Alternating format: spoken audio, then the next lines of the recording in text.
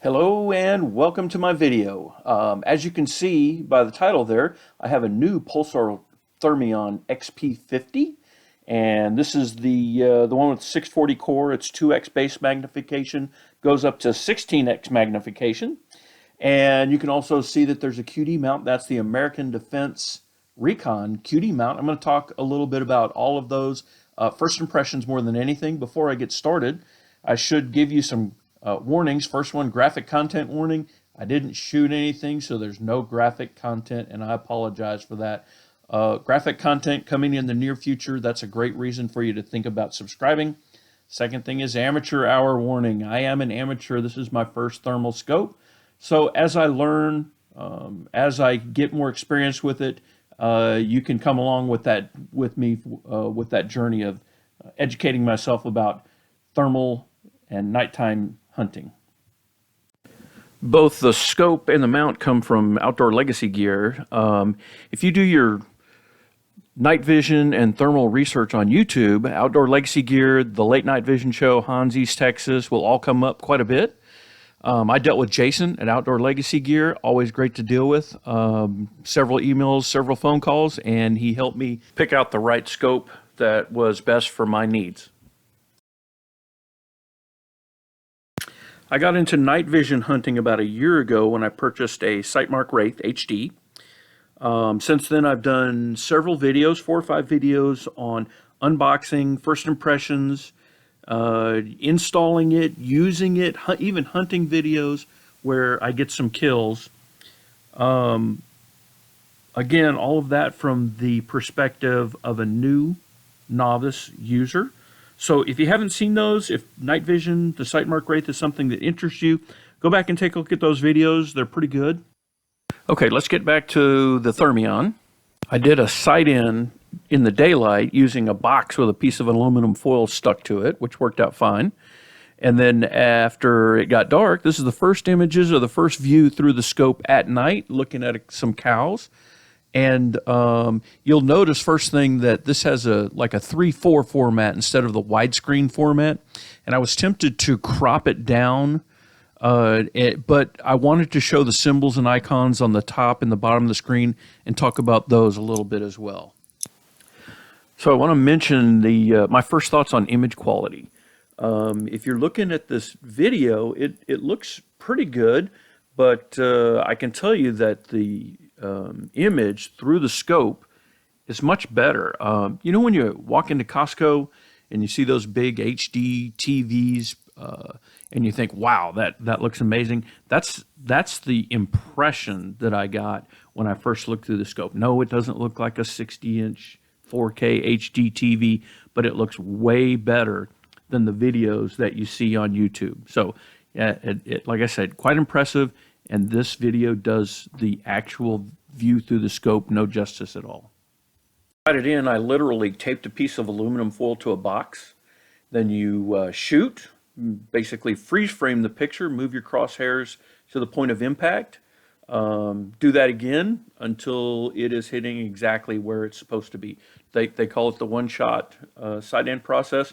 I took 3 shots and the gun was sighted in. I wanted to mention the controls.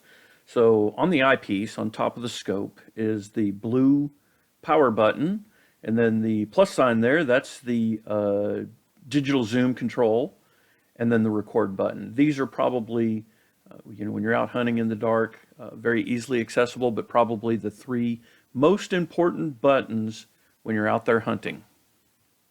On the left side of the scope, where on a tactical scope you might expect to find the parallax adjustment, there's actually a button there and a dial.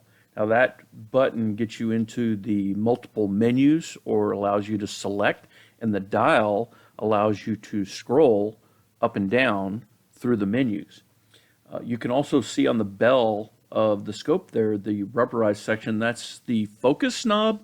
That was one of the features that I did not think I was going to like very much, but I can tell you that scanning from near to far after getting it into focus, I never felt like I needed to reach up there and refocus a bunch. It has a great depth of field, so yeah, that was just fine. A quick press of the digital zoom button brings up the current zoom level and the magnifier to let you know you're in that mode. Press again, goes to 4x, and if you press again, it'll go to 8x. If you wait too long, it'll go away. Another quick press will bring it back. We're at 8x. Press it again, it will go to 16x, and then one more press back to 2x. A long press of the zoom button will bring up the picture-in-picture screen, and subsequent presses will increment the zoom power in the PIP window. A great feature, when you're in the zoom mode, you can reach up and turn the dial knob on the left side of the scope, and you can increment by 1/10. So you can go from 2.0 to 2.5, 2.6, whatever. You have fine-tuned capability every 1/10 of a step. And this feature works in picture-in-picture mode or full screen mode. A short press of the button on the side brings up a quick menu, and this has brightness setting, contrast. If you have multiple aiming points, it'll bring up that, as well as the rangefinder. So basically, you press the button to cycle between each one of those settings, and then use the dial to make your adjustment, either brightness or contrast, scrolling up and down. A long press of that button on the side gets into the main menu, and there are a bunch of options in there. We're not going to get into that in this video. So here I am out hunting. I have the Fox Pro going, and as you can see, I'm on the scope and scanning left to right. I've heard it said so many times, if you're going to get into thermal hunting, budget a handheld spotter.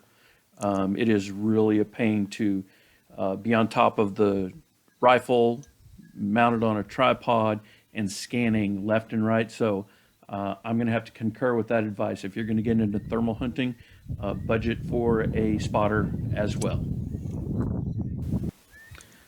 You can hear the Fox Pro out there playing probably Lightning Jack, but here's the one and only wild animal that I got to see on this outing, and it's a fox.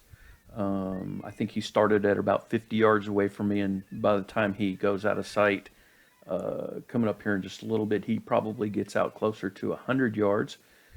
You can see there's some possible shot opportunities here. I really was not that interested in shooting a fox. I wanted a coyote. So notice the letter A at the bottom of the screen, just left of center, and watch what happens here. 3, 2, 1, 0, and a lockup. That letter A is for automatic calibration, so it'll randomly do this every once in a while, and I can tell you that that is not the setting that you want to have it on when you're out hunting. You know, you get that happen in the middle of action, it's not good. So the calibration modes available is automatic, like what you see there. There's also a semi-automatic, where I think you have to actually do something, and then there's full manual, where it's all in the user's hands to do the calibration. So I'll probably pick semi-automatic, but I'll figure it out in the future, what's the best. Then starting from left to right on the bottom, the first thing there, it says 100 yards, A with an up arrow, 100 yards. So that's the aiming profile or target profile. So right now the scope sits on top of a 6.5 Creedmoor AR-10. I also have a 300 blackout with 16-inch barrel and a 300 blackout pistol with 10-inch barrel. Theoretically, I should be able to set multiple profiles, one for each gun, and even there's several aiming profiles for each gun, so I could have a 100-yard and a 200-yard, whatever. But yeah, theoretically, I could move it from gun to gun because I have that QD mount. That's going to be one of the tests that I'll do and see if it actually stays true, moving from gun to gun. The next icon there, the options are trees, rocks, or identify. I believe this has something to do with some fine-tuned settings based on the profile that you select there. I don't know. I haven't used it enough, so I'm not sure what that's all about yet. Next wing, the 2.0X, that's your magnification level. Then you can see that the microphone is turned on. A little more to the right, there's the clock, which I had not set at that point. And then the status of the two batteries. And in this case, you can see that battery number 2 is just about to be dead, and it is about to switch over to battery number 1, which is the internal battery inside the scope. So I saved the best little piece of video clip for the end here. I'm going to go ahead and wrap it up. Please, if you've got some advice, something that might help me shorten the learning curve on the scope, go ahead and comment below. If you haven't subscribed, you might want to do that. Next video coming up is a hunting video where something dies. And yeah, I want to thank you for taking the time to watch. And here comes that great piece of video. I don't even think that's completely in focus yet. I think I come back and focus it just a little bit better, but wow, that looks amazing. So one more time, thanks for taking the time to watch my video. Come back and watch some more.